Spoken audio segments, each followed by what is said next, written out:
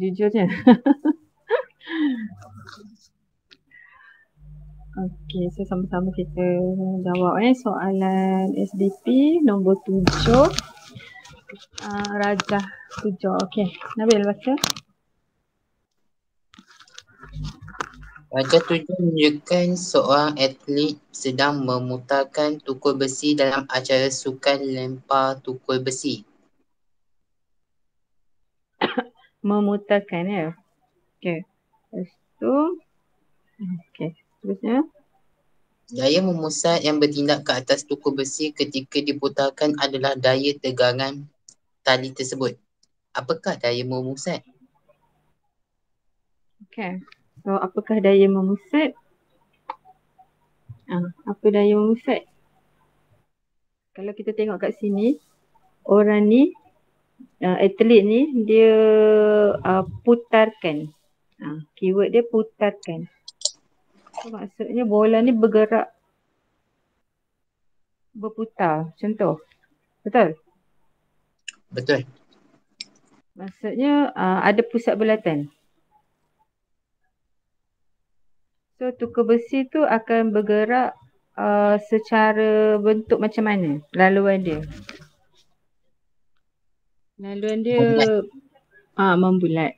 Satu lagi, dia punya arah daya tu sentiasa menghala ke mana? Sebab daya ni kuantiti vektor, so dia ada dia punya sasaran, magnitude dia dan dia ada dia punya arah. So arah dia menyebabkan objek tu bergerak secara membulat, laluan dia secara membulat. Laluan membulat. Lagi satu, arah daya memusat tu agak-agak, nama pun daya memusat. Agak-agak ke mana arah daya memusat tu? Ke pusat lah kan? Ke pusat bulatan. Pusat bulatan lah, sebab tu dia boleh membulat gerakannya. Tu je keyword untuk definisi daya memusat. Daya yang menyebabkan objek tu bergerak dalam laluan membulat. Yang kedua, arah daya tersebut ke pusat bulatan. Boleh? Dia kalau definisi ni dia nak tengok keyword je. So kita dapat dah. Faham tak? Daya memusat tu, apa yang pertama tadi sebut? Daya yang membolehkan sesuatu objek bergerak mengikut laluan bulat. Lagi? Lepas tu arahnya menuju ke pusat bulatan. Membolehkan objek bergerak membulat secara laluan membulat ataupun laluan bulatan, kemudian arah ke pusat bulatan. Pusat bulatan. Okey. Sebab bulatan ada pusat. Okey, rajah 7 menunjukkan, tandakan. Okey, sambung. Nabil. Dalam rajah 7, tandakan arah daya memusat F yang bertindak pada tukul besi itu. Okay, so arah dia ke mana? Pada tukul besi ni arah daya memusat sentiasa menghala ke mana tadi? Ke pusat bulatan. Ke pusat. Pada tali tersebut ke pusat. So ni awak labelkan sebagai daya memusat F ataupun tanda nak panas saja pun okey. Okey, faham? Faham. Faham tak? Okey, seterusnya. Okay, C. Tukul besi berjisim 4 kg itu diputarkan dalam satu bulatan ufuk berjari 1.6 meter dengan laju linear 25 meter second negatif 1. Hitung daya memusat yang bertindak ke atas tukul besi itu. Okay, so first step kalau soalan kira-kira apa yang kena buat? Apa yang perlu dibuat dulu? Labelkan. Okay, jisim apa label jisim? M kecil, mass. Okay, berjejari. Apa label jejari? Simbol jejari. R kecil kan? Okay. Laju linear, apa simbol laju? B kecil. Daya memusat? F. So, kita rujuk list of equation yang berkaitan dengan daya memusat. Okay, yang mana? Nombor berapa? Nombor berapa 9. daya musat? Okey, nombor 9. Okey, nombor 9 ni. Ada M, ada V, ada R, ada F. Okey, so F sama dengan mv square over R. Okay, so for this, V square over R is known as percutan memusat. Percutan memusat. Simbol dia A, tapi V square over R, percutan memusat. Beza dengan percutan biasa. Sebab dia ada radius. Memusat kan dia pergi ke arah pusat bulatan kan, so dia ada radius bulatan tu. Faham tak? Ya, F sama dengan MA. Daya kan sama dengan MA. Cuma A ni percutan memusat sebab dia gerakan daya memusat. Faham tak? Faham. Okey. Jadi halaju linear ni kalau kita labelkan halaju linear ni dia bergerak secara linear. Linear tu lurus. Okey. Linear tu secara lurus. Tapi oleh kerana dia ditarik oleh daya memusat menyebabkan bola tu membengkok. Walaupun bola ni cuba untuk bergerak secara halaju linear tu secara garis lurus, tapi oleh kerana ada daya memusat dia pun belok. Faham tak? Bengkok. Membulat lah, nak bentuk bulat. Okay, so kita cuba kira. Semua kira guna rumus tu F sama dengan mv square over R. Okay, masukkan data. Make sure semua data unit SI. If not, you kena tukar dulu. Kalau ada prefix, you kena tukar dulu. Kalau ada imbuhan, kena tukar dulu. Okay, nano ke senti kena tukar. So, semua unit SI. Tak ada imbuhan, prefix tak ada. So, masukkanlah. Cepat. 4 kg V 25. Kuasa 2 jangan lupa. Bagi dengan R 1.6 dapat berapa? 1562.5. 562.5. Boleh tak buat dalam bentuk piawai? Tahu bentuk piawai? Bentuk piawai. 1 point something tu. Jadi 1.5 dah 10 kuasa 1.5 berapa? Kalau boleh 2 titik perpuluhan. Minimum 2 titik perpuluhan. Sebab saya pernah tanda. 1.56 dah 10 kuasa 3. Sebab cikgu pernah tanda tahu budak tu dia buat 1 titik perpuluhan. Salah, walaupun jawapan dia betul tapi 1 titik perpuluhan salah. Dia kena minimum 2 titik perpuluhan. So 1.56 darab 10 kuasa 3. Okey, unit. Saya tak tahulah kalau sebelum ni unit untuk kertas 2 tu tak diambil, dia tak berapa nak ni sangat. Tak tahulah tahun ni macam mana. Yang dia strict sikit adalah paper 3. Unit untuk paper 3 unit mesti kena ada. Tapi untuk paper 2 selama yang saya tahu dia tak berapa sangatlah rigid. Tapi once you bubuh unit kena betul. Unit kalau you bubuh, kalau salah, dia kira salah. Tapi untuk selamat bubuh ke tak? Untuk selamat bubuh ke tak? Untuk selamat bubuh ke tak? Letak M. Kalau tahu letak N. Sebab daya kan? Letaklah N. Sebab ni daya. So letaklah Newton. Lagipun yang lain ni semua unit SI. kg, ms negeri 1, meter semua unit SI. So bolehlah unit Newton. Okay. Yang lain kira betul tak? Sama tak dengan Nabil? Tarik bawah? Sama.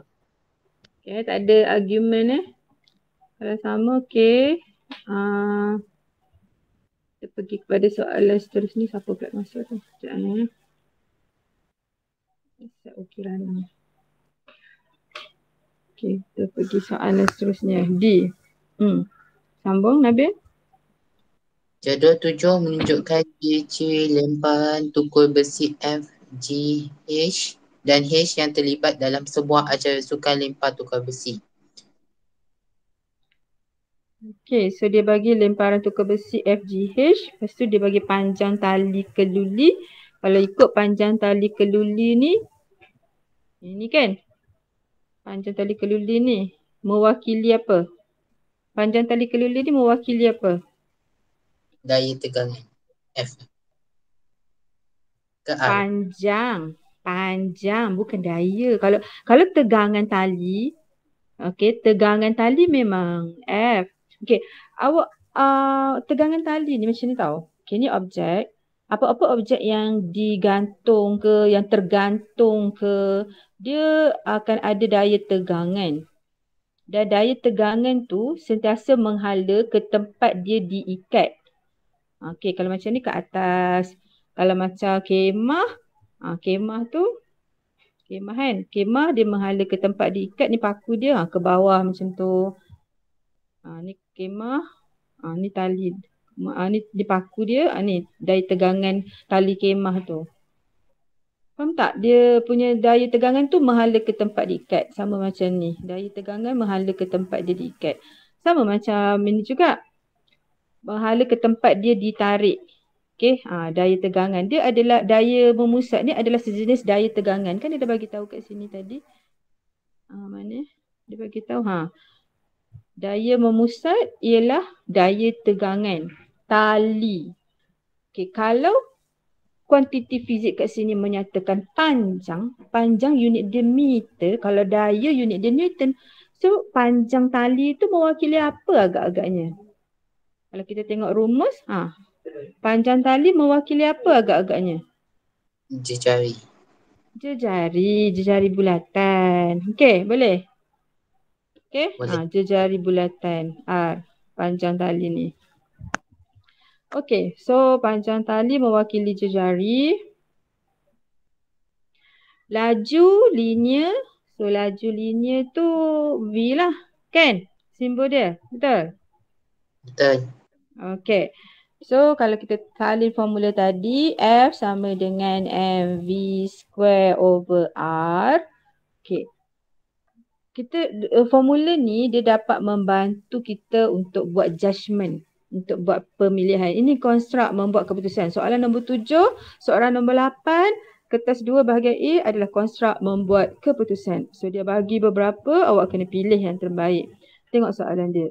Berdasarkan spesifikasi dalam jadual 7, nyatakan ciri-ciri yang sesuai bagi lemparan tukul besi yang punya tegangan tali yang paling tinggi. So tegangan tali ni apa tadi? F ke R? F. Okey, sebab daya tegangan sama dengan F. So dia nak F yang paling tinggi. So F yang paling tinggi. Sekejap. Padam balik ke sini. Okey. Tulis. F sama dengan mv square over R. Okey, sekarang kita akan cuba tengok dia punya manipulasi kat sini adalah R dengan V dan pemboleh ubah bergerak balas adalah F. Okey. Dia cuba nak manipulasikan R. So apa hubungan F dengan R? Pertama kita tengok R dulu. Apa hubungan F dengan R? Berkadar? Songsang. So kalau nak F yang tinggi, R kena rendah. R kena rendah. So mana satu R yang rendah? F ke G ke H? H. Okey, kita boleh buat pilihan ni nombor 1, ni nombor 2, ni nombor 3. Kalau dalam soalannya essay, kita boleh tulis numbering macam tu. Okey, so yang kedua. Kita manipulatekan V pula. So apa kaitan F dengan V? Berkadar? Terus. Berkadar terus. F berkadar terus dengan V. So bila kita nak F yang besar, V laju linear pun kena besar. So yang mana satu yang besar? H. Okay, so pilihan kita dah dapat sini H. Okay, so kita tulislah. Panjang tali kita ambil yang kita nak cakap macam mana? Kita nak cakap nilai ke kita nak cakap dia punya ukuran paling rendah ke, paling tinggi ke nak cakap nilai? Ukuran. Lebih baik. Ukuran lebih baik. Ukuran lebih baik. Ada yang nak membantah? Ada yang nak membantah tak? Ukuran lebih baik ke? Okey. Uh, apa ni, sepatutnya kita bila kita buat satu pilihan, kita jangan tetapkan nilai lagi. Ibaratkan macam ni, kita dah ada kita dah ada apa, contohan. Kita nak pilih, saya dah pernah terang kat awak sebelum ni. Kita nak pilih calon isteri Nabil nak pilih calon isteri. Okey. Contoh, Nabil nak pilih calon isteri. So, kriteria yang Nabil pilih, yang pertama dari segi akhlak dia. Akhlak dia kan. Yang kedua dari segi kecantikan dia. Yang ketiga dari segi hartanya. Yang keempat dari segi apa? Keturunan dia. So, ni dari segi Islam. Okey, awak yang letakkan dia punya judgement tu. Okey, akhlak dia, saya nak akhlak yang paling bagus. Okey, ni belum ada. Maksudnya benda ni belum diberikan lagi. FGH ni belum diberikan. Faham tak? Awak yang letakkan, maksudnya dia tak ada ukuran exactly. Awak letak secara konsepnya saja. Maksudnya daripada rumus ni, kalau saya nak F yang paling tinggi, okay, kalau saya nak F yang paling tinggi, saya kena adjust supaya R yang paling rendah. Without knowing dia punya exact number. Just using the formula. Faham tak? Analyze the formula and then baru tengok. Faham ke tak faham maksud cikgu? And then you can adjust dia punya halaju. Halaju tinggi, so dia punya daya tinggi. So dua kriteria tu. So kita pun tulislah kat sini. Kita tulis kat sini. Okey, panjang tali kita nak yang paling. Yang paling apa? Pendek. Yang paling pendek. Ataupun pendek pun tak apa. Pendek saja pun boleh. Okey, sebab dia ada 3 paling pendek lah. Okay, seterusnya. Yang ni laju yang paling tinggi. Tinggi, yang paling laju. Kelajuan yang paling tinggi atau yang paling laju. Boleh je. Okey. So dah dapat 2 markah untuk dari segi pilihan. Okey, reason. Reasonnya apa? Boleh tak kita cakap kerana dia menghasilkan daya memusat yang tinggi? Boleh tak? Boleh kot. Boleh, sebab dia dekat soalan dia tak bagi tahu dia nak daya memusat paling tinggi. Dia just cakap dia nak tegangan tali paling tinggi. Awak jangan ambil jawapan pada soalan. Selagi dekat soalan tu awak boleh modify kepada rumus yang macam ni kan. F, tegangannya adalah F. So, awak bolehlah guna reason ni untuk sebagai jawapan dia. Untuk menghasilkan daya memusat lebih tinggi. Tinggi. Paling tinggi atau lebih tinggi. Okey. Okey, seterusnya paling laju. Kalau paling laju maksudnya boleh tak guna reason yang sama? Boleh rasanya. Boleh. Boleh guna reason yang sama untuk menghasilkan daya memusat yang lebih tinggi. Daya memusat. Tulisan cikgu ni faham ke? Faham. Okey, daya memusat lebih tinggi ataupun pecutan memusat lebih tinggi. Sebab dekat rumus ni tadi saya dah bagi tahu kalau laju linear dia tinggi. Laju linear dia tinggi, pecutan memusat tinggi. Sebab hubungannya berkadar terus. V tinggi, pecutan tinggi, pecutan memusat tinggi, daya memusat bertinggi. So boleh guna reason pecutan memusat bertambah ni. Okey? Tapi kalau untuk struktur, lebih selamat jawab satu je. Okay, kalau jawab 2 atau 3, kalau satu salah, yang betul tu disalahkan. Cancel, wrong, cancel right. Okay, istilah dia wrong, cancel right. Yang betul salahkan yang salah, yang salah cancelkan yang betul. Wrong, cancel right. Untuk essay tak apa, boleh jawab banyak-banyak. Okay, E. Berdasarkan jawapan dalam 7D tadi, so kita pilih yang mana? Tukar besi yang mana? H. H. Okay, H. So nampak tak cara cikgu? Cikgu cari rumus dulu. Cari rumus yang boleh kita analisis daripada rumus tu. Okay, analisis means kita nak tahu hubungan dia. Okay, nombor 8. Nombor 8, Wawa.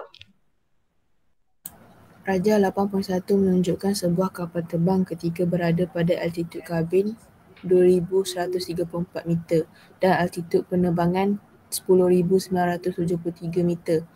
Pada altitud kabin, tekanan dalam kabin adalah 77.9 kPa sama dengan tekanan atmosfera pada altitud yang setara. Tekanan atmosfera turun serendah 22.8 kPa pada ketinggian 10,973 meter. Okey. Kalau cikgu tak bulat ni kan, awak dalam periksa awak bulatkan tak data-data ni? Bulat ke garis? Okey, saya punya calon A+ budak Cina sekolah saya tu, dia bulat kan? Saya tengok dia punya jawapan dia bulatkan. Okey, sebuah kapal terbang pada altitude 2134. Altitude ni tahu kan? Ketinggian kan? Okey, dan altitude penerbangan dia ni. Terbang ketika berada pada altitude penerbangan. Altitude kabin. Kemudian altitude penerbangan. Okey. Okey.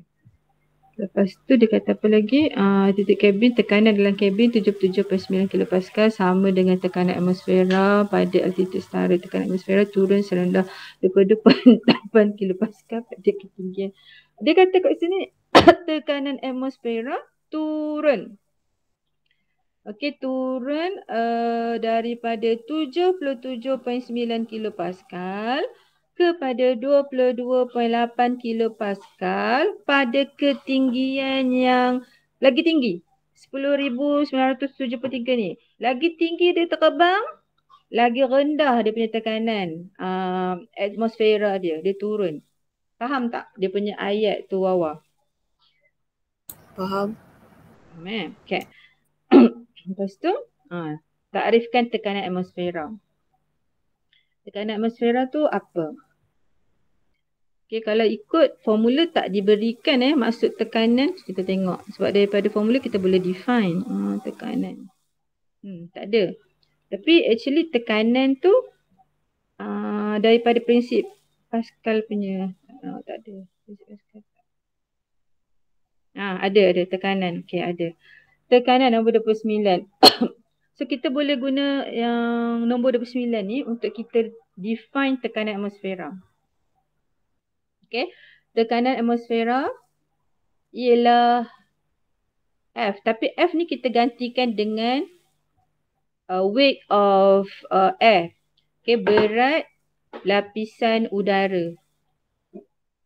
Berat lapisan udara yang bertindak ke atas 1 meter square ataupun satu luas permukaan lah, ataupun ke atas permukaan bumi. Okey, faham tak? Kalau kita lukis, okey ni katakan bukit. Okey, bukit. Saya lukiskan dengan warna hijau, warna biru. Tak ada. Okey. Warna kuning. Warna kuning nampak tak? Okey, kat sini layer pertama. Okey, lepas tu ni layer kedua. Ni layer ketiga. Okay. Kalau kapal terbang tu berada di sini, ni kapal terbang, dia berada dekat bawah. Ni kapal terbang ke ikan? Okay. Kapal terbang ni berada dekat sini. Okay, kat sini kan? Jadi yang bertindak, lapisan udara yang bertindak ke atas kapal terbang ni adalah daripada lapis sini, sini 1 dan 2 ni. 2 lapisan udara tu bertindak ke atas kapal terbang bila kapal terbang tu berada di ketinggian ni. Okay, tapi bila kapal terbang tu berada di ketinggian yang lebih tinggi, sini lebih tinggi. So sikit je udara, lapisan udara yang bertindak ke atas dia. Faham tak, Wawa? Yang lain faham tak? Jadi semakin banyak lapisan udara yang bertindak ke atas permukaan, tak kira lah permukaan kapal terbang ke atas mana-mana objek lah kan. Semakin berat lapisan udara tu, semakin tinggilah tekanan dia. Sebab daya tu berat. Semakin berat lapisan udara yang bertindak ke atas satu luas permukaan, makin tinggilah tekanan. atmosfera tu. Okay. So tu saya terangkan sikit. Berat. Tekanan atmosfera adalah berat. Berat tu daya Berat. Berat tu daya, tahu tak? Daya graviti berat. Faham tak? W sama dengan mg. Jisim udara. Jisim lapisan udara daratkan dengan daya tarikan graviti. So berat lapisan udara yang bertindak ke mana? Bertindak ke mana? Ke permukaan bumi. Ke atas permukaan bumi. Okey. Okey. Macam kita ni kan, lubang hidung kita, telinga kita mana yang terdedah dengan udara sekeliling, memang akan ada udara sekeliling, ada tekanan atmosfera. Tekanan atmosfera ni dia bertindak dalam semua arah. Kat bawah boleh, kat atas boleh, okey. Kiri boleh, kanan pun boleh. Cuma kalau kiri kanan ni dia tak dipengaruhi oleh berat lah. Okey, tapi kalau secara menegak dia akan dipengaruhi oleh berat. Okey, itu tekanan atmosfera. Okey, bagaimana kadar pernafasan manusia berubah? Okey, siapa nak jawab ni? Bagaimana kadar pernafasan? Wawa baca. Bagaimanakah kadar pernafasan manusia berubah apabila berada pada altitud yang tinggi? Jelaskan jawapan anda. Ni soalan macam soalan form 2 juga. Okey, bagaimana? Soalan form 3 sains, sorry. Form 3 sains. Bagaimana? Dia 2 markah, jelaskan 1 markah kadar pernafasan. Bila berada dekat altitud yang tinggi, ambillah balik pada kedudukan altitud yang tinggi, pada altitud tinggi, apa berlaku? Altitud tinggi. Oksigen cukup ke tak? Udara banyak ke sikit? Tekanan atmosfera kurang ke apa? Udara sikit. Tekanan atmosfera. Kita kaitkan dengan tekanan atmosfera dulu. Tekanan atmosfera? Rendah. Okey, tekanan atmosfera rendah. Jadi, bila tekanan atmosfera rendah, udara tu berat udara ataupun lapisan udara tu banyak ke sikit? Yang cikgu terang tadi tu. Sikit. Lapisan udara nipis lah ataupun tipis. Bila lapisan udara tipis, jadi udara pun kurang lah, oksigen kurang. Faham tak? Sebab itulah kadar pernafasan tu boleh berubah. Okey. Faham? Kalau tak faham boleh tanya. Faham ke tak? Faham. Okey. C. Sebilangan besar jet komersial menggunakan udara yang memasuki enjin jet untuk membekalkan udara ke dalam kabin. Jet komersial menggunakan udara tu dia masuk melalui enjin jet supaya udara dapat dibekalkan ke dalam kabin. Siapa yang ada dalam kabin ni? Kru kan? Kru penerbangan ada dalam kabin. Sebab bila berada pada altitude yang tinggi, oksigen kurang. So must do something to provide more oxygen or more oxygen lah to the cabin crew tu. Okay, kena buat sesuatu. So macam mana? So dia buat macam mana? Okay, udara tersebut kemudiannya diproses, disejukkan, akhirnya disalurkan ke kabin. Okay. Tekanan dalam kabin sentiasa dipastikan berada pada 75.8 kilopascal dan 82.7 kilopascal agar penumpang dan kru penerbangan dapat bernafas dengan mudah. Dia tak ada perbezaan sangat tekanan dalam dan tekanan luar. Okey, tekanan atmosfera dengan tekanan dari dekat dalam kabin dengan tekanan dekat luar tu tak boleh beza sangat. Kalau tidak nanti susah nak bernafas. faham kan? Kalau ada perbezaan tekanan kita susah nak nafas, faham kan? Faham. Okey. Apakah kaedah yang boleh dilakukan untuk memastikan? So dia nak kaedah untuk memastikan penumpang kapal terbang mendapat udara yang mencukupi pada altitude yang lebih tinggi ni. So yang pertama kaedah kalau jet ni kaedah dia kena buat apa? Dia akan sedut apa? Sedut udara luar masuk melalui enjin. Pernah tengok tak enjin jet ni? Tak. Ni nampak tak tu? Gambar tu. Kiri kanan dia kan ada dia punya macam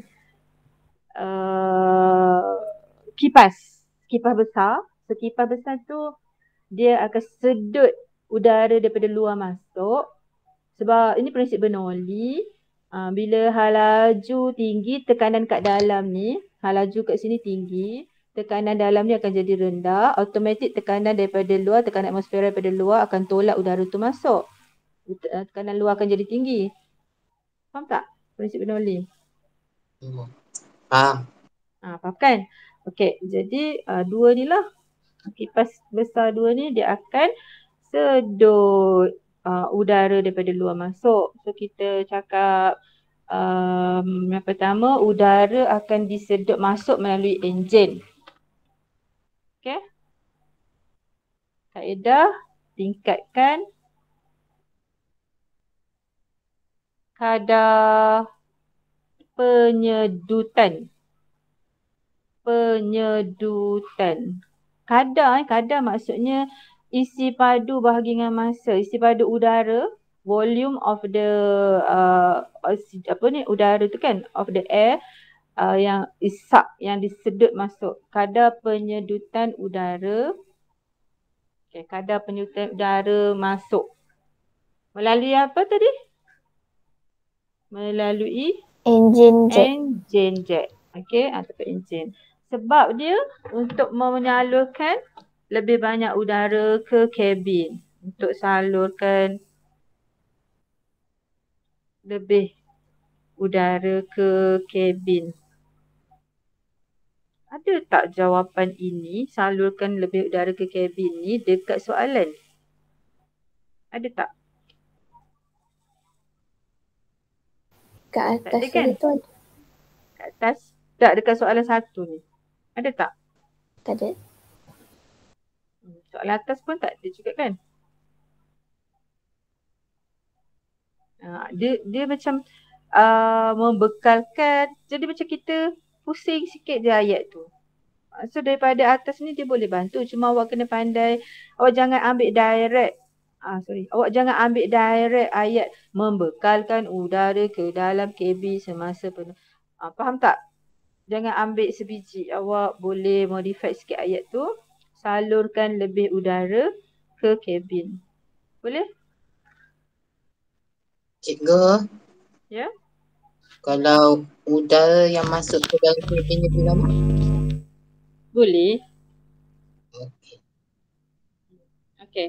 Nombor 2. Cadangkan tindakan yang perlu diambil jika terdapat penumpang kapal terbang mengalami kekurangan penyerapan oksigen dalam paru-paru. Ini macam bio sikit lah. Ada tak belajar? Awak ada belajar tak respirasi? Bio ataupun science form 3 tu buat respirasi tu. Kita kalau orang kurang oksigen tu dia buat apa? Pakai apa? Topeng? Oksigen. Topeng oksigen. Guna topeng oksigen. Mesti kena ada topeng oksigen ni dekat semua kenderaan macam kapal terbang, macam kapal kan? Kapal itulah. Okey, sebab untuk bekalkan oksigen yang mencukupi. Soalan bio pula. Membekalkan oksigen yang mencukupi. Okey, seterusnya nombor 3.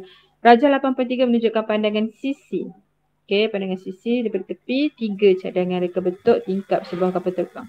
Tandakan right, reka bentuk tingkat yang boleh menampung perbezaan tekanan udara yang selamat antara bahagian dalam dan bahagian luar. Okey, maksudnya apa? Memang bila awak naik ke tempat altitude yang tinggi, tekanan atmosfera, tekanan dalam dan luar tu akan ada beza. Tekanan luar kapal terbang, tekanan dalam kapal terbang akan ada perbezaan. Okay, sebab altitude tinggi, tekanan dia jadi rendah kan. So akan ada perbezaan. Jadi untuk membolehkan kita selamat, tingkap tu kita kena reka supaya dia boleh tampung tekanan tu. Dia boleh tahan, withstand with high pressure. Okay. So agak-agak yang mana satu Wawa? Nombor 1 ke, nombor 2 ke, nombor 3 Wawa? Nombor 2. Kenapa nombor 2? Sebab dia boleh tahan tekanan dari luar. Dia kena melengkung keluar kan, so dia dapat tahan tekanan daripada luar. Okay, cikgu nak tanya. Tekanan daripada mana yang lebih tinggi? Daripada luar ke daripada dalam? Siapa-siapa boleh jawab? Tak semestinya Wawa. Tekanan daripada luar tinggi. Okay, siapa setuju dengan Harith? Kirana, tekanan daripada luar tinggi ke tekanan di dalam yang tinggi? Dalam.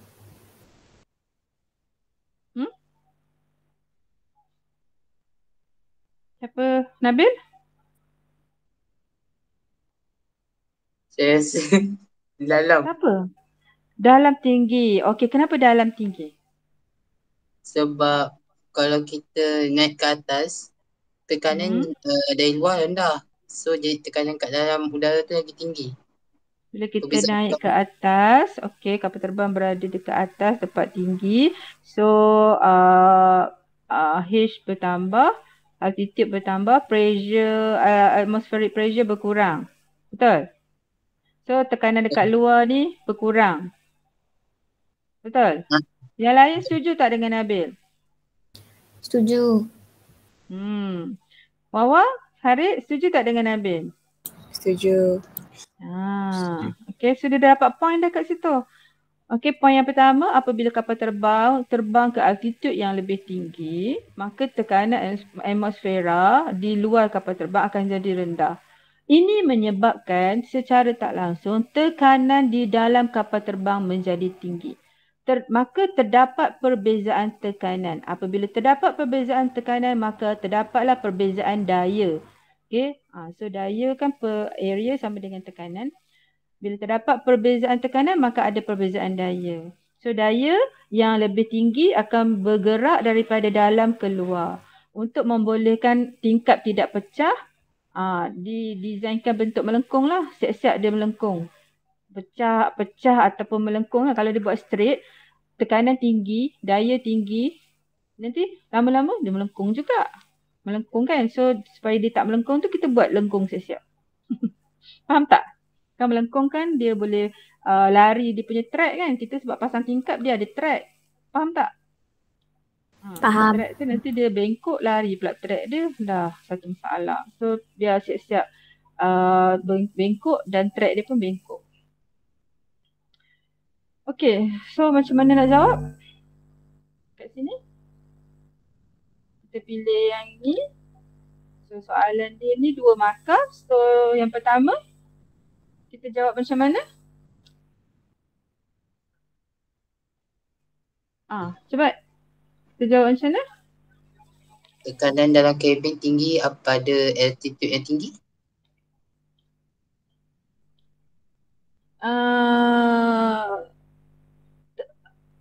Okay. Awak huraikan yang ni pun tak apa. Nak lebih daripada 2 markah pun tak apa. Awak nak buat 4 point. Dia akan tak cari je markah tu. Faham tak?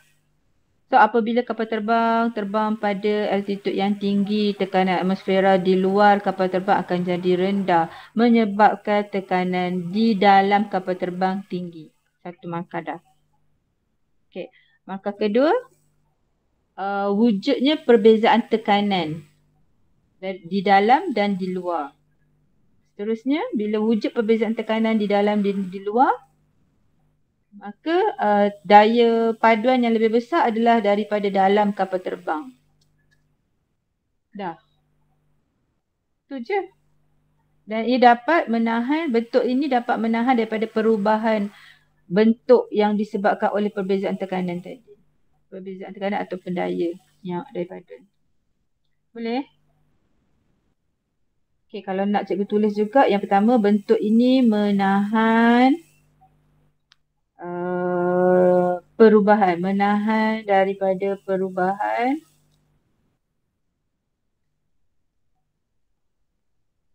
bentuk. Kita tak nak naik apa di kapal tingkat tu asyik berubah-ubah bentuk dia. Okay. So kita expect bentuk dia bila naik tempat tinggi nanti dia melengkung kan. So kita buat sesuatu. So menahan daripada perubahan bentuk yang disebabkan apa tadi? Perbezaan Tekanan. Perbezaan tekanan. Okay, perbezaan tekanan di mana tekanan di dalam lebih tinggi. Itu pun dah cukup. Okey? Lebih tinggi. Tekanan dalam lebih tinggi. Sebab kita buat perbandingan. Okey. Faham? Kita pergi soalan nombor 9 ya. Okey, mengenai bak haba. Bak haba ni macam soalan selama pun keluar bak haba juga untuk isi. Macam famous je bak haba ni kan. Okey. Rajas 91. Baca Harith. Rajas 91 menunjukkan lengkung penunjukan bagi satu sampel gas 160 darjah Celsius yang disejukkan selama 25 minit. Okay, so graf lengkung penyejukan gas ya. Okay, ni dia belajar tak dalam kimia? Ada. So, cikgu nak tanya sikit lah. Daripada 160 ke 120 ni ada tak berlaku perubahan suhu? Ada tak berlaku perubahan suhu? Ada. Harith? Ada. Sebanyak berapa? 40 darjah Celsius kan? 40. Dia drop sebanyak 40 darjah Celsius. So, bila berlaku perubahan suhu, okay, dia drop, haba dibebaskan ke haba diserap? Bila suhu drop, haba dibebaskan ke haba diserap?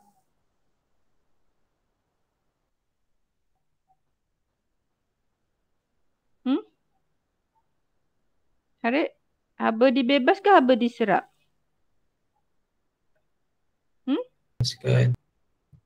Haba dibebaskan. Okey, haba dibebaskan. So, bila haba dibebaskan, ini gas. Gas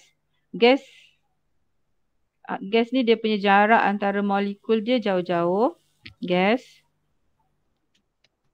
Okey, kat sini dia jadi apa? Dekat Q.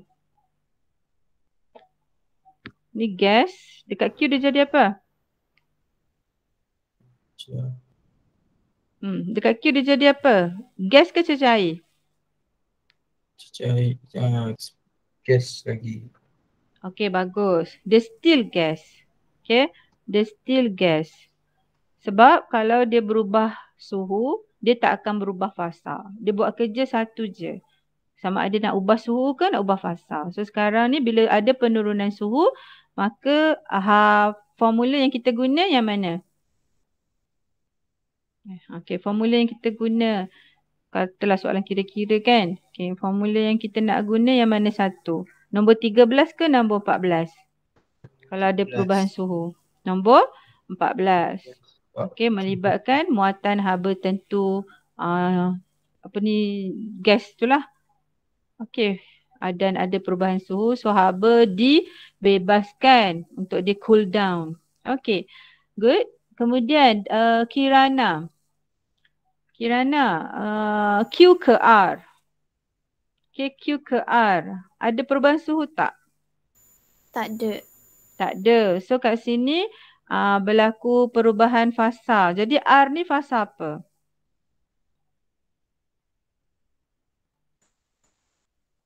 Cecair. Fasa cecair sebab dia berlaku perubahan fasa. Okey, fasa cecair tapi suhu yang sama dengan suhu gas pada minit 2 minit ni minit. Okey, minit 2 minit. Pada minit kedua dia dalam bentuk gas tapi suhu 120. Pada minit ke-9 dia adalah cecair dan suhu dia pun sama 120. Okey. Wawa, R ke S ada perubahan suhu? Ada. Ada. So Q sama dengan MC theta lah. Haba dibebaskan sebab dia cool down kan. Okey. Dekat sini tadi Q sama dengan apa? Kalau ada perubahan fasa Q sama dengan apa? Nabil. Apa? Wawa.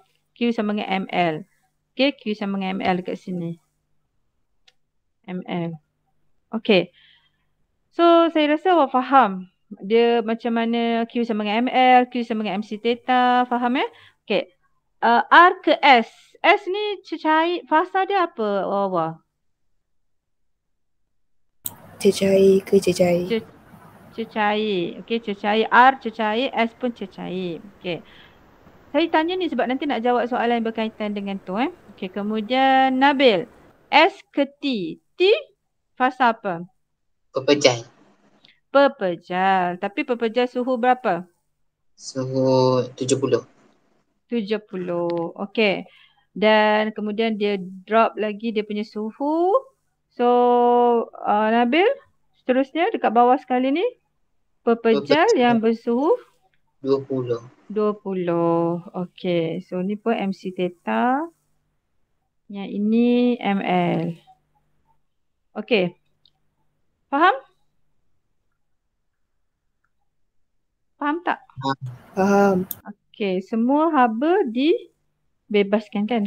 Semua kes ni haba dibebaskan. Okey. Takrifkan haba pendam tentu pelakuran. So, yang mana satu? Nombor 13 ke nombor 14 yang kita nak guna untuk nak define? 14. Okey. So, nombor 14, haba pendam tentu pelakuran. L ialah haba Q bahagi M. Okey.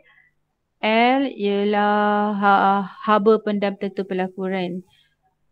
Iaitu haba yang diserap atau dibebaskan. Betul tak? Betul tak haba yang diserap atau dibebaskan? Betul tak? Tapi haba tu diserap semasa proses apa? Pelakuran faham tak? Faham tak pelakuran tu? Pelakuran tu faham tak? Istilah pelakuran tu dekat mana? Kita ada dua kat sini. Satu yang ini ambil warna kuning. Satu yang ini pelakuran. Yang mana satu pelakuran? Dekat gas. Dekat gas dengan cecair ke dekat cecair dengan pepejal? Cecair ke pepejal. Cecair ke pepejal or vice versa, right? Pelakuran tu. Okay. So, kalau yang ini gas ke cecair ni apa? Penguapan. Penguapan. Okey, kita ada dua jenis haba pendam. Satu penguapan, satu lagi pelakuran. Baru ni untuk soalan Seraya Negeri Selangor, dia tanya haba pendam tentu penguapan. Betul ke? Betul ke? Saya tak ingat ke soalan negeri lain. Okey. Yang ini adalah haba pendam tentu pelakuran. Macam ni nak define tu, tahu tak? Kalau daripada rumus macam ni nak define, tahu tak?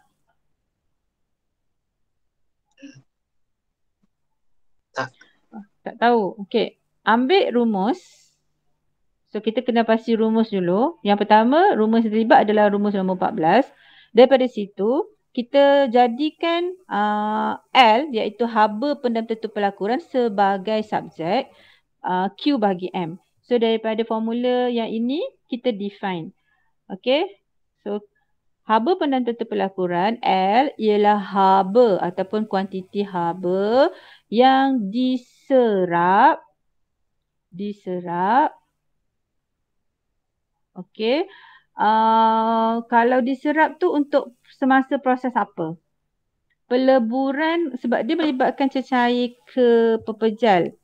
Kalau cecair ke pepejar dan satu lagi pepejar ke cecair kan? Betul tak? Betul. So ada berapa proses kat situ? Cecair ke pepejar proses apa? Pembukuan. Pembekuan. Pepejar ke cecair?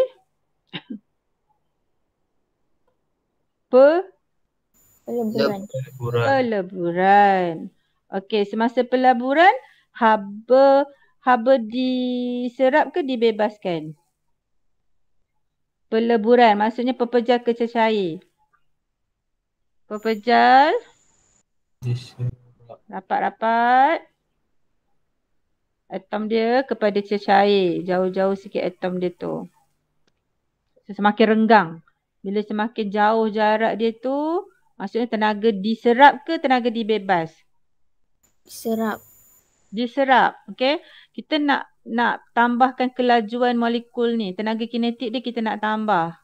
So kita kena seraplah tenaga haba. Bila tenaga haba kita serap, dia akan berubah kepada tenaga kinetik. Bila tenaga kinetik molekul tu bertambah, dia akan bergerak lebih laju. So dia akan melepasi daya tarikan antara molekul atom-atom ni. So dia akan lebih jauh. Lebih jauh, so dia akan melebur lah. Dia jadi cecair. Daripada pepejar kepada cecair, peleburan tu. So haba kena serap. Untuk dia berubah kepada tenaga kinetik, dia tambahkan kelajuan dia. Faham? Kalau pembekuan pula, daripada cecair kepada pepejar, dia nak makin rapat kan? Dia nak makin rapat. Kalau nak makin rapat, maka dia kena releasekan haba. Dia kena bebaskan haba. Supaya tenaga kinetik dia berkurang. So laju dia berkurang, jadi dia pun akan makin kurang aktif. Dia pun akan makin rapat. Boleh faham? Boleh. Kiran Wawa faham? Faham. Okey. Jadi haba pendam tentu adalah kuantiti haba. Haba pendam tentu pelakura adalah kuantiti haba yang diserap semasa proses peleburan atau dibebaskan semasa proses pembekuan. Okey. Bagi 1 kilogram. Sebab dia bagi M. Bagi 1 kilogram bahan. Dan ada melibatkan suhu tak? Ada melibatkan perubahan suhu tak equation ni? Tak ada. Tanpa perubahan suhu. Boleh? Okay, mari kita tulis balik. Okay, kita tulis balik. Siapa nak tolong tuliskan? Harid. Tadi siapa? Harid. Siapa yang jawab tadi? Harid. Haba pendam tentu pelakuran. Kuantiti haba yang diserap. Haba diserap. Diserap pula. Okey, diserap semasa perubahan semasa proses peleburan. Okey, kalau nak faham lagi pepejar kepada cecair, tenaga kinetik dia bertambah, dia jauh-jauh kan? Okey, atau dibebaskan semasa pembekuan. Okey, pembekuan maksudnya cecair kepada pepejar. Dia daripada jauh-jauh jarak dia kepada rapat. So dia kena bebaskan haba tu. Okey. Bagi M ni bagi 1 kilogram jisim. Sebab ni jisim kan? Jisim bahan. Okey, jisim bahan. Okey, tanpa perubahan suhu. Perubahan suhu. Dalam periksa janganlah tulis macam ni. Awak tulislah raja-raja sikit. Okey, ni tulislah pepejar, cecair. Okey. Faham? Okey, B. Berdasarkan Rajah 9.1. Terangkan mengapa suhu tidak berubah dari Q ke R. Q ke R. Mana Q ke R? Okey, padam balik. Crowded sangat. Okey, Q ke R. Suhu tidak berubah daripada Q ke R ni. Mengapa dia tak berubah? Dia tanya tu, mengapa dia tidak berubah? Suhu tidak berubah. Tetapi suhu berubah daripada R ke S. Tadi cikgu dah terang, haba serap, tenaga kinetik, semua cikgu dah terang. Cuma awak nak jelaskan, ni 4 markah ni. Okey, siapa nak try? Tadi berhenti kat siapa? Okay, so nak dapat 4 markah, 2 point you terangkan pasal QR, 2 point lagi you terangkan pasal RS. Boleh? Okey, kita terang pasal QR dulu. Okey, dari Q ke R apa berlaku? Okay, tengok. So awak kena terang Q ke R, satu lagi awak kena terang R ke S. Okey. Kita tulis kat sini lah point dia. Yang pertama, daripada Q ke R, Gas terkondensasi. haba pendam dibebaskan. Gas terkondensasi. Gas terkondensasi ataupun gas berubah daripada perubahan berlaku daripada gas ke cecair. Sini perubahan fasa kan? Gas kepada cair. Sesebut dulu. Berlaku perubahan fasa ataupun haba pendam tentu penguapan dibebaskan. Sebab apa? Gas nak cool down, bukan nak cool down. Gas tu dia kena bebaskan haba dia supaya daya tarikan antara molekul gas tu menjadi rapat. Molekul-molekul gas tu dia punya susunan susunan atom dia menjadi lebih, susunan molekul gas dia menjadi lebih rapat apabila haba dibebaskan. Haba kat situ kita panggil haba pendam tentu penguapan. Okey, di mana haba pendam tentu penguapan tu dibebaskan. Okey, diriliskan supaya gas boleh terkondensasi. Mesti padam dulu. Supaya poin yang kedua, gas boleh terkondensasi. Kondensasi menjadi cecair. Dia boleh terkondensasi menjadi cair. Proses dia terkondensasi. Daripada gas. Ataupun awak boleh cakap molekul bergerak. Tenaga kinetik molekul macam mana? Kan? Faham tak? Buat yang ni dua ni pun cukup lah dulu. Okay? Boleh. Okay, RS. Okay, RS apa berlaku? Cecair ni cecair ni menyejuk. Okay, dia sejuk, menyejuk. Dia menyejuk sebab dia bebaskan haba Dia bebaskan haba kan? Betul. Cecair menyejuk sehingga ni pun cecair juga. Okay, cecair menyejuk sehingga takat beku, haba dibebaskan dan suhu berkurang. Tenaga kinetik molekul pun berkurang. Okay. Cecair menyejuk sehingga takat beku. Kita tak tahu ni bukan air, dia bahan tertentu. Jadi kita panggil takat beku lah kan. Sebab yang ni cecair, ni pepejal. Suhu sama. So dia dah sampai macam bila awak masukkan air kat dalam freezer, dia sejukkan dulu air tu, di mana haba suhu sekeliling yang sejuk tu dia akan air tu akan membebaskan haba. Kita sampai dia sampai keseimbangan terma kan. Kita belajar kan. So haba daripada air akan diserap keluar oleh udara persekitaran. Betul tak? Tu kat dalam peti sejuk lah kan. Kat dalam freezer. Betul tak? Betul. Betul kan? So okay. So dia akan capai takat beku lah kat sini. Cecair menyejuk hingga capai takat beku.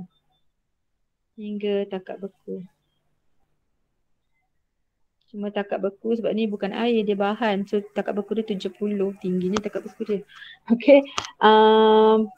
Kemudian waktu tu haba dibebaskan dan suhu pun berkurang. Waktu ni haba dibebaskan daripada R ke S tu haba dibebaskan dan menyebabkan suhu dia boleh berkurang daripada 120 kepada 70. 2 markah je.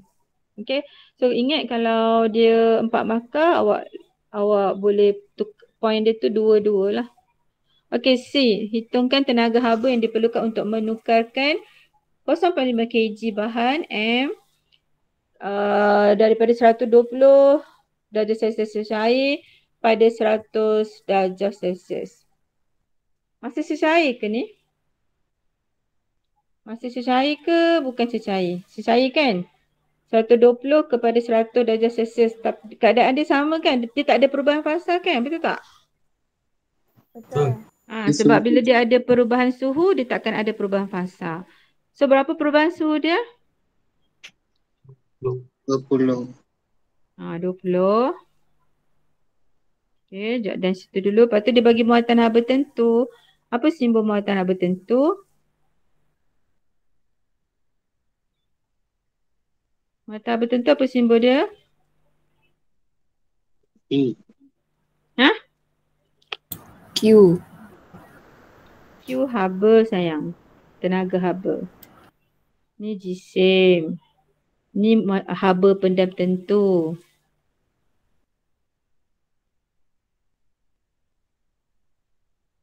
Kalau ada perubahan suhu, kita guna yang formula nombor 13. So, muatan haba tentu simbol dia C. Muatan haba tentu. Bila ada perubahan suhu, kita akan guna formula nombor 13. Kalau tak ada perubahan suhu, kita akan guna nombor 14. Faham tak? Okay, jadi ini simbol dia C. Rujuk formula. Bila rujuk formula tu, awak boleh membantu awak untuk simbolkan dia.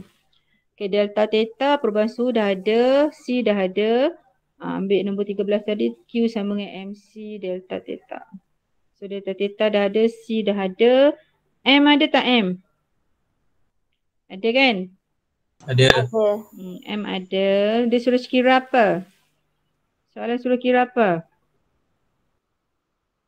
Q. Tenaga haba. Tenaga apa? Tenaga haba apa simbol tadi? Q. Q. Okay, boleh tak kira Q? Semua unit SI tak? kg, darjah Celsius, joule, kg, negatif 1. Okay, semua unit SI. So, tak payah tukar unit, terus masukkan data. Okay, tolong kira. M 0.5, darab 20, darab 100, 1720. Terus darab je. So, dapat berapa?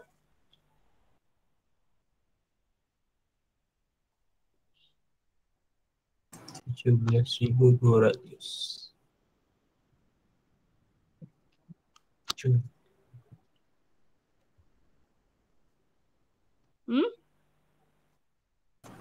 Dapat 17,200 joule.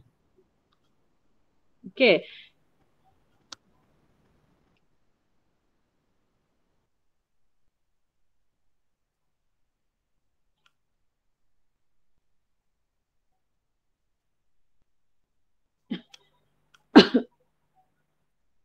Skema ni dia bagi kepada cecair yang bersuhu 120 darjah Celsius. Tapi dekat soalan dia kata menjadi cecair pada 100 darjah Celsius. Lepas tu dia bagi pula dua-dua muatan haba tentu. Okey. Kalau saya tengok kat sini. Kalau saya akan campurkan dua-dua. Okey. Sebab kalau dia bagi dua-dua data, saya akan campurkan dua-dua. Okey, yang pertama, kalau nak fahamkan dia punya maksud ni. Okey. Tenaga haba yang diperlukan untuk menukarkan 0.5 kg bahan tersebut pada 120 menjadi cecair 100 darjah Celsius. Okey, start kat sini. Bila dia bagi dua-dua, bila dia bagi dua-dua, muatan haba tentu dengan haba pendam tentu, maksudnya kita kena guna dua-dua jenis ni. Data yang diberikan maksudnya ada fungsi dia. So, kita bermula daripada 120 tadi. Ini 120. Sini. Saya padam ni sekejap . Okay, 120 kat sini kan? Ni 120. Ini gas kan? Ni pun gas, betul? Ni cecair. Okay, 120 gas kepada cecair. Cecair yang bersuhu berapa? Cecair yang bersuhu 100 kat sini kan? Betul tak? Betul. Betul. So ada dua keadaan. Keadaan pertama daripada Q ke R sini yang melibatkan Q sama dengan ml V vaporization. Haba yang pertama, kita nak guna haba pendam tentu penguapan untuk kita bebaskan haba tu, untuk kita riliskan haba supaya gas tu bertukar kepada cecair. Itu yang pertama. Yang kedua, kita kena tambah dengan Q sama dengan MC delta theta. Haba yang kedua, yang mana dia akan turunkan suhu cecair yang bersuhu 120 menjadi cecair yang bersuhu 100. So melibatkan delta theta dia sebanyak 20 darjah lah. 120 tolak 100. Sebanyak 20 darjah perubahan suhu dia tu. Faham tak? So awak kena tambah dua-dua jenis tenaga ni. Faham tak maksud soalan tu? Faham tak maksud soalan tu? Faham. Faham. Siapa tak faham? Wawa faham tak Wawa? Boleh lah. Tak nak lah, boleh lah. Boleh lah, boleh. Maksud cikgu, dia dari atas tu campur dengan yang tadi tu lah kan? Step pertama, awak kena ambil haba pendam tentu ni. Sebab dia kata bahan tu suhu dia 120. Kan? 120 darjah. Gas ni. Kemudian tukar kepada cecair.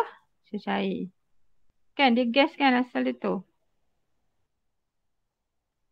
120 menjadi cecair 100. Sebab lagipun dia bagi dua-dua jenis haba ni. Haba muatan tentu dengan haba pendam. So kita kena tambah dua-dua tu.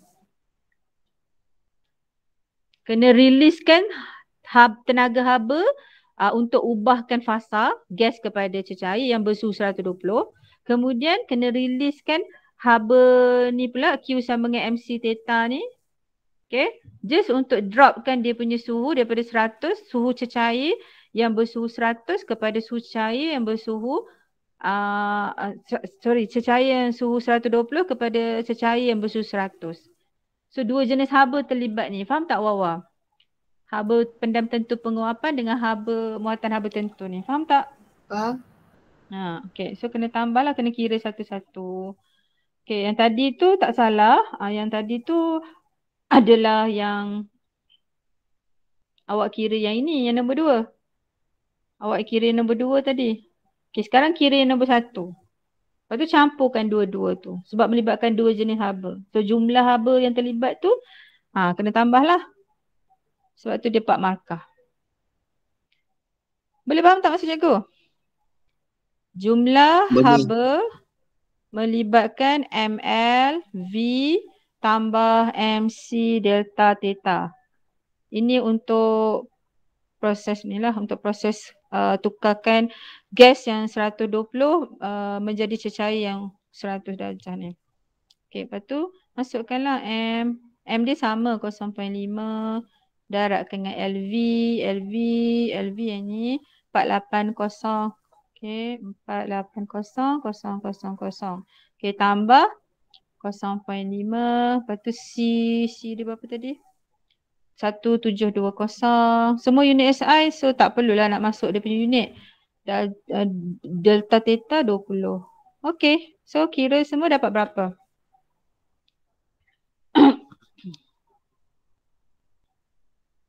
Dapat berapa?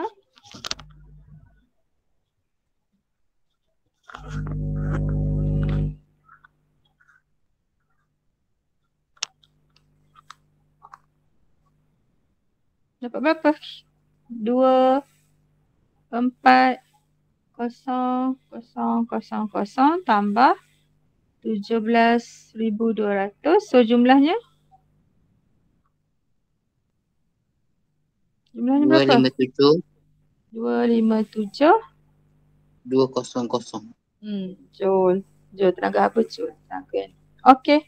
Seterusnya andaian. Andaian kat sini kita anggapkan 100% tenaga yang release tu, okey, 100% tenaga haba tu digunakan untuk ni lah proses nak turunkan suhu, nak ubah fasa. Means what? Means tak ada haba yang release to surrounding. Tak ada haba yang meresap, hilang ke persekitaran. Tapi dalam reality ni memang kita susah nak kawal lah. Memang akan ada defect.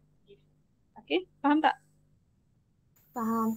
So, andaian tu kita andaikan tiada no heat loss to surrounding. Tiada tenaga haba yang yang meresap ataupun hilang ke persekitaran. Okay, ini pula E. Darjah 9.2 menunjukkan pelan lantai sebuah rumah kluster di Malaysia. Rumah kluster tersebut mempunyai rumah berkembar yang berkongsi dinding, belakang dan sisi. Rumah ini hanya mempunyai satu pintu masuk. Okey, dinding belakang dia kongsi dengan sisi dia. Ni dinding belakang. Dinding belakang dia kongsi. Okey, lepas tu apa dia cakap? Sisi dia pun berkongsi juga. Sisi. Mekanisme kan? Okey. Lepas tu satu pintu masuk je. Manakala tingkap hanya di bahagian hadapan dan tepi rumah. Okey. Tengok mana pintu masuk. Satu je pintu masuk. Okey. Tingkap dekat mana tingkap? Kat bahagian depan dengan tepi. Okey. Dekat dia. Reka bentuk ini dapat meminimumkan penggunaan tanah sebab tu dia buat rumah kluster ni. Okay. Tak ada bahagian backyard. Okey. Darjah 9 menunjukkan 4 model kluster rumah PQRS dan akan dibangunkan di sebuah tapak perumahan. Okey, dan dia bagi 4 aspek, 4 ciri bilangan tingkap, jarak dari lantai ke ceiling, maksudnya luas kan? Lantai pergi ke ceiling. Kemudian bahan dinding. Kemudian jenis bahan bumbung. Jenis bahan bumbung. So kita just tengok sekejap. Tingkap. Okay, 3, 4, 5. Okay, so kemudian dinding dia ada kontena, ada konkrit, berongga, kayu. Kemudian atap dia ada yang zinc dan konkrit, ada 2 pilihan atap. Untuk dinding ada banyak. Okay, so tahu kan kalau soalan essay ni, yang pertama awak kena, ini soalan making decision construct membuat keputusan. So seperti yang cikgu cakap tadi, awak tak boleh bagi tahu dia punya nilai. Awak kena bagi tahu paling tinggi ke. Okay, faham tak Nabil? Faham. Tapi kalau yang bahan ni boleh bagi tahu nama bahan. Okay, cuma kalau ada nilai tu tak boleh bagi tahu nilai. Okey, terangkan kesesuaian setiap spesifikasi rumah dan tentukan model rumah kluster yang paling sesuai untuk memastikan dalam rumah tidak panas. Berikan sebab untuk setiap pilihan anda. Okey. So soalan ni kena jawab dalam bentuk jadual, tahu kan? Tahu. Tahu ke tak tahu? Tahu. Okey. Okay, yang pertama kalau kita tengok kat sini, kita nak pilih dulu. Okay. Kita tak nak rumah panas, kita kena banyak tingkap tak? Kena. Kena banyak tingkap. So kita pilih yang paling banyak tu sebagai nombor 1. Lepas tu turun, ni nombor 2. Ni nombor 3. Ni nombor 4. Okay. Kemudian jarak dari lantai tahu kan lantai? Ke ceiling. Ceiling tahu ceiling? Tahu. Tahu kan yang warna putih tu kan, atas bumbung tu, sebelum bumbung tu shilling. So nak kena tinggi ke rendah? Tinggi. Tinggi lagi bagus. So kita buat 3/3 ni nombor 1, ni nombor 2, 2.9 nombor 3, ni nombor 4. So kat sini kita dah agak-agak kan, daripada 2 ni kan dah nampak dah satu jumlah yang besar dan jumlah yang kecil. Ini jumlah besar kan? Betul tak? Betul. Jumlah besar. Dan jumlah besar ni kita seboleh-bolehnya kita boleh pangkas siap lah. Kita kena ambil jumlah yang kecil. Perjumlahan yang kecil. So antara pilihan P dengan R. Okay, so mana yang boleh bantu awak? Bahan dinding ataupun jenis bahan bumbung? Untuk menolong awak menjawab. Jenis bahan bumbung? Okay, kalau macam Nabil pilih jenis bahan bumbung apa? Konkrit ke zinc? Konkrit. Konkrit. Okay, konkrit macam taman perumahan sekarang ni kan. Yang berat-berat tu adalah konkrit yang warna merah lah, warna biru lah. Awak nampak tu kan. Tu adalah konkrit. Kalau zinc ni yang memang macam yang warna shining tu. Panas. Dia boleh menyebabkan panas kalau waktu tengah hari. So betul pilihan konkrit. So kat sini dah boleh nampak lah kan. Konkrit nombor 1. Konkrit nombor 1. Ni tadi kita dah pangkas kan. Okay. Yang ni nombor 2. So nampak? Nampak tak kat situ? Dah menjurus kepada pilihan apa? R. Dah menjurus R. Dah menolong awak untuk membuat keputusan. Faham tak? Faham. Lepas tu jawablah dalam bentuk jadual tu. Tahu kan bentuk jadual? Tahu. Okay. Cuma reason je lah. Yang reason tu kalau boleh 3. 3 jawapan. 3. Sekurang-kurangnya 3 jawapan. Jangan fikir nanti salah tak ada. Dia tak. Untuk AC pemeriksa akan tolong cari jawapan dan dia tanda bebas. Tanda bebas ni maksudnya dia jumpa je mana-mana jawapan awak. Tak kira lah dia untuk ciri yang mana satu, spesifikasi yang mana satu, dia tolong je. Okay. So kita pergi kepada bilangan tingkap dulu. Okay, bilangan tingkap awak pilih 5 ni. Maksudnya paling banyak ke paling sikit? 5 pula. Maksudnya antara 5 dengan 4 banyak lah kan. 5 dengan 4 tu beza 1 je. So kita tulis banyak kan. Bilangan tingkap banyak. Banyak tingkap. Kita tak tulis 4, kita tak tulis 5. Kita tulis banyak. Sebab kan macam cikgu bagi tahu tadi. Kita kena buat kita punya planning dulu. Kita nak pilih yang macam mana. Lepas tu barulah diberikan pilihan.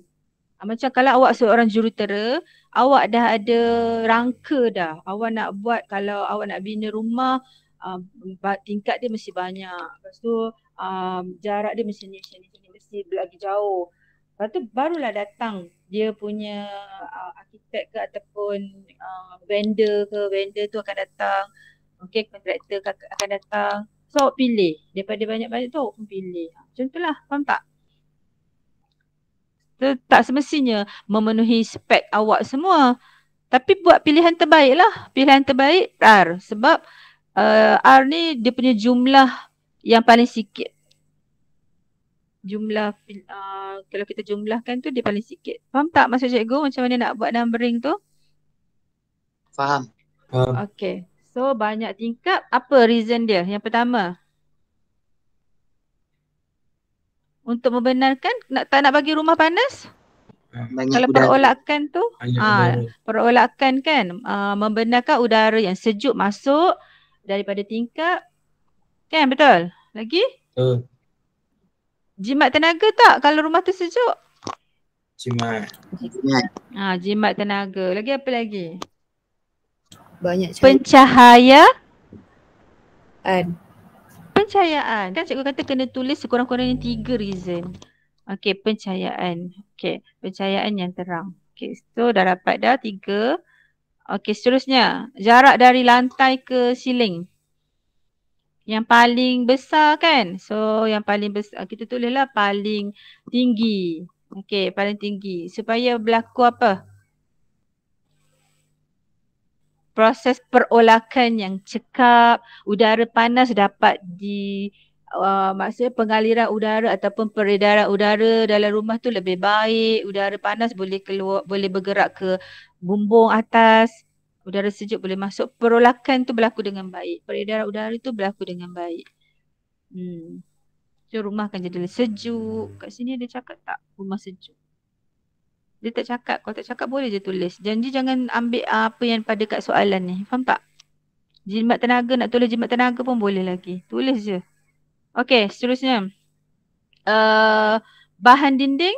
Kat sini batu bata berongga. Batu bata berongga maksudnya dia ada lubang udara lah kan? Betul. Dia ada lubang udara. Jadi kalau ada lubang udara, dia sejuk tak? Sejuk. Sejuk. Okey. Muatan haba tentu tinggi. Okey, kalau batu bata ni, batu bata berongga ni muatan haba tentu dia tinggi. Sama juga dengan kayu. Okey, kalau pilih kayu pun masih diterima. Sebab kayu muatan haba tentu tinggi. Tapi rumah-rumah kayu macam rumah-rumah kayu sekarang ni mahal. Kayu lagi mahal daripada batu bata sebab tu kita tak duduk rumah kayu. Okay, kalau nak batu bata ni dia murah sikit kos dia. Berongga membenarkan udara masuk so dia lagi sejuk. Dinding tu lagi sejuk. Faham tak? Tulis je reason dia. Muatan haba tentu tinggi. Okey. Kalau muatan haba tentu tinggi, apa berlaku? Perubahan suhu rendah. Rendah. Daripada formula ni. Q sama dengan MC delta theta. Okey, so hubungan C dengan delta theta, C bawa ke sebelah sini. So Q bagi C sama dengan M delta theta. So bila C tu tinggi, perubahan suhu akan jadi rendah. Okay, so tak susahlah nak menaikkan suhu batu bata tu sebanyak 1 darjah Celsius tu memakan masa yang lama. Dia hanya berlaku perubahan suhu yang sikit je. Okay, lepas tu apa lagi? Jubin konkrit. Kenapa jubin tu konkrit? Nabil? Muatan haba tentu tinggi. Lambat panas. Sama macam atas tadi Batu bata berongga. Kalau C tu tinggi maksudnya perubahan suhu rendah. Dia lambat panas lah. Dinding tu lambat panas. Sama juga jubin konkrit ni. Muatan haba tentu dia tinggi. So dia lambat panas. Perubahan suhu rendah. Penebak haba yang baik. Mengurangkan haba dipindahkan dari luar ke dalam rumah. Tulis je. Apa yang awak rasa boleh membantu awak. Faham tak? Kat Asian ni dia tak penalize. Kalau kat structure tu yang awak kena hati-hati sikit. Faham ke tak? Faham. Okey. Nombor 10. Dah dekat habis masa. Okey, kerintangan. Kerintangan ni formula dia ada tak kat sini? Kerintangan. Bab elektrik kan? Okey, kerintangan tak ada formula. Dalam buku teks ada. Okey. Kerintangan R sama dengan kerintangan rho L over E. Okey, ini adalah formula untuk rintangan sesuatu perintang.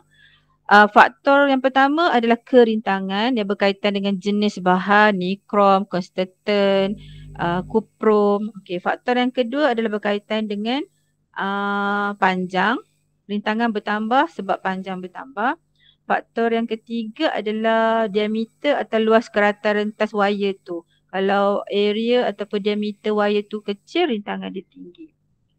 So inilah formula untuk rintangan. Faham? Okey. Faham. Apa maksud kerintangan? Jadi kerintangan tu daripada formula tadi pun boleh. daripada formula kan. Satu ukuran bagi keupayaan konduktor untuk menentang pengaliran arus elektrik. Dia based on jenis wire, jenis dawai itu. Tapi dia merupakan satu ukuran, dia ada nilai dia, di mana kalau kita nak tahu dia punya unit dia tu, kita jadikan rho sebagai subjek. Rho sama dengan RA/L. Bila kita dah jadikan rho sebagai subjek, kita masukkan unit, baru kita tahu unit untuk kerintangan. R unit dia ohm. A meter kuasa 2. L unit dia meter. Meter dengan kuasa 2 potong. So unit kerintangan ni adalah ohm meter. So dia ada unit. Bila dia ada unit, dia merupakan satu ukuran. Ukuran terhadap apa? Keupayaan suatu konduktor, keupayaan suatu wire atau keupayaan suatu dawai itu untuk menentang pengaliran arus. Kalau kerintangan dia tinggi, arus yang masuk akan jadi rendah. Ukuran. Faham tak? Dia adalah ukuran. Ukuran keupayaan menentang pengaliran arus. Keupayaan bahan ataupun konduktor menentang arus. Terangkan mengapa wire penyambung berkerintangan rendah digunakan. Kalau kerintangan dia rendah, rintangan dia pun kalau kerintangan ni rendah, rintangan keseluruhan pun akan jadi Rendah. rendah. Sebab hubungan dia berkadar terus. Dan bila kerintangan rendah, keupayaan konduktor tu untuk menentang pengaliran arus jadi rendah. Jadi arus lebih banyak tak masuk? Banyak. Arus lebih banyak masuk. Ataupun dia boleh bila rintangan keseluruhan rendah, dia lagi cekap ataupun kehilangan tenaga dalam bentuk haba tu kurang. Sebab formula untuk power loss P sama dengan I square R. So bila kerintangan ni rendah, rintangan keseluruhan tu jadi rendah. Rintangan keseluruhan rendah, power loss dalam bentuk haba pun rendah. So jimatlah tenaga. Power loss rendah, kita jimat tenaga. Dia cekap lah, alat tu jadi cekap. Cekap elektrik. Okay, mengelakkan pemanasan lampau. Sebab power ni power loss dalam bentuk haba. So bila haba banyak, dia panas. Wire tu jadi panas. Faham ke tak? Faham. Okay.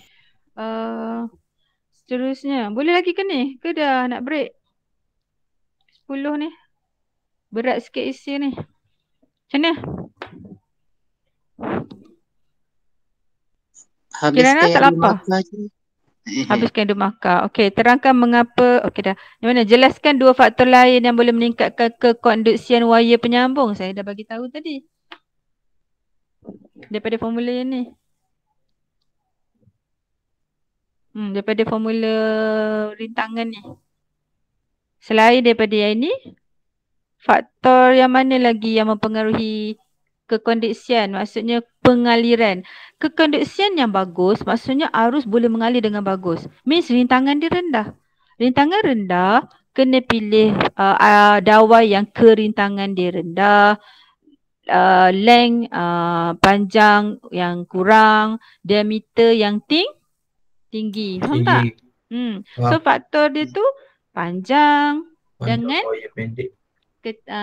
panjang wire yang pendek, ketebalan wire yang besar. Okey, boleh? Boleh. Okey. Panjang yang pendek dan ketebalan ataupun diameter yang besar. Bila cikgu tulis simbol ni, faham ke tak? Faham. But then dalam exam jangan tulis macam ni. Yang ni memang tak boleh tulis lah. Cikgu terang supaya inilah cara saya belajar dulu. Saya belajar, saya tulis simbol-simbol macam ni. Saya tulis dalam nota kecil saya. So bila budak-budak lain, budak ekonomi tengok ke apa, oh benda lah kau tuliskan. Kita je yang faham. Faham tak? Tapi dalam periksa janganlah tulis macam ni. Awak tulislah rendah, panjang, L tu. Okey. Yang lain tu sambung nanti, boleh? Boleh. Tinggal sikit lagi. Dah habis. Nak buat apa ni? Tinggal sikit je lagi. Tak apalah. Sambung nanti dengan kita tengoklah sambung soalan MRSM pula. Saya bagi soalan MRSM. Kita buat lepas habis SBP ni kalau ada masa minggu depan kita terus buat MRSM kertas 2. Boleh? Boleh. Okey, itu saja. Terima kasih. Okay, bye. Terima kasih, Sama. cikgu. Sama. Terima kasih cikgu.